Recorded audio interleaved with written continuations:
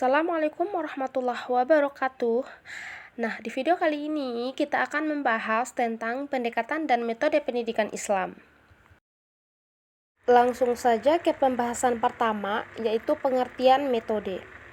Metode atau metoda berasal dari bahasa Yunani, yaitu meta dan hodos. Meta berarti melalui atau melewati dan hodos berarti jalan atau cara. Metode berarti jalan atau cara yang harus dilalui untuk mencapai tujuan tertentu.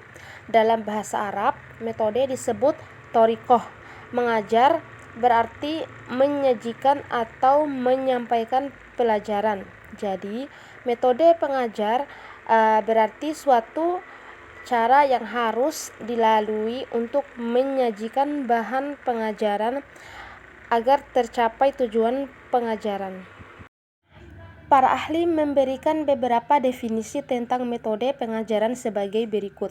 Yang pertama, Hasan Langgulung mengemukakan bahwa metode mengajar adalah cara atau jalan yang harus tercapai tujuan pengajaran.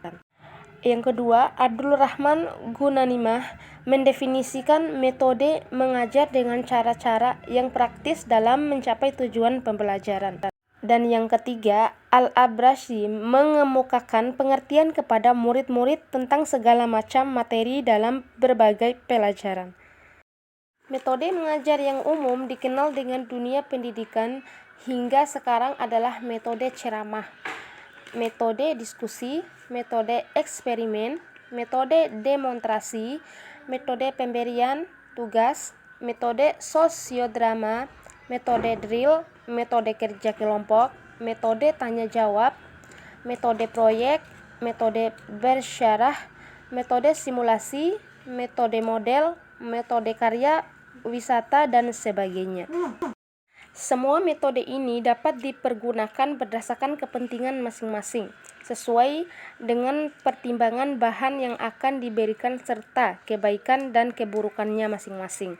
Dengan kata lain, pemilihan dan penggunaan metode tergantung pada nilai efektivitasnya masing-masing. Selama tidak bertentangan dengan prinsip-prinsip agama Islam, metode tersebut boleh dipergunakan dalam pendidikan Islam. Pembahasan yang kedua ialah pendekatan dalam pendidikan Islam. Pendekatan berarti proses perbuatan dan cara mendekati. Dari pengertian ini, pendekatan pendidikan dapat diartikan suatu proses, perbuatan, dan cara mendekati serta mempermudah pelaksanaan pendidikan. Jika dalam kegiatan pendidikan metode berfungsi sebagai cara mendidik, maka pendekatan berfungsi sebagai alat bantu agar penggunaan metode tersebut mengalami kemudahan dan keberhasilan. Selain metode-metode memiliki peranan penting dalam kegiatan pendidikan Islam, pendekatan-pendekatan juga menempati posisi yang berarti pula untuk memantapkan penggunaan metode-metode tersebut dalam proses pendidikan, terutama proses belajar mengajar. Adapun 6 pendekatan pendidikan Islam, yaitu yang pertama, pendekatan psikologis, yang tekanannya diutamakan pada dorongan-dorongan yang bersifat persuasif dan motivatif, yaitu suatu dorongan yang mampu menggerakkan daya kognitif, menciptakan hal-hal yang baru, konatif, daya untuk berkemauan keras, dan efektif, kemampuan yang menggerakkan daya emosional.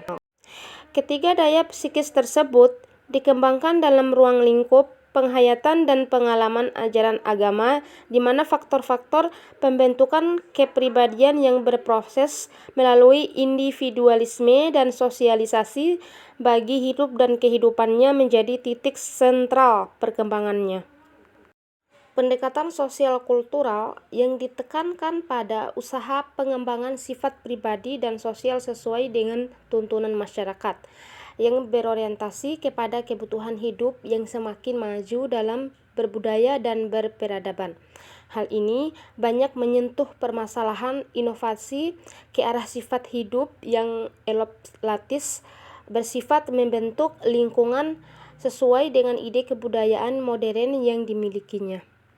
Pendekatan religik, yaitu suatu pendekatan yang membawa keyakinan dan keimanan dalam pribadi anak didik yang cenderung ke arah kompresif, intensif, dan ekstensif, mendalam, meluas. Pandangan yang demikian terpancar dari sikap bahwa segala ilmu pengetahuan itu pada hakikatnya adalah mengandung nilai-nilai ketuhanan. Sikap yang demikian harus diinternalisasikan, dibentuk dalam pribadi, dan dieksternalisasikan, dibentuk dalam kehidupan di luar diri pribadinya. Pendekatan historis yang ditekankan pada usaha pengembangan pengetahuan, sikap dan nilai keagamaan melalui proses kesejahteraan.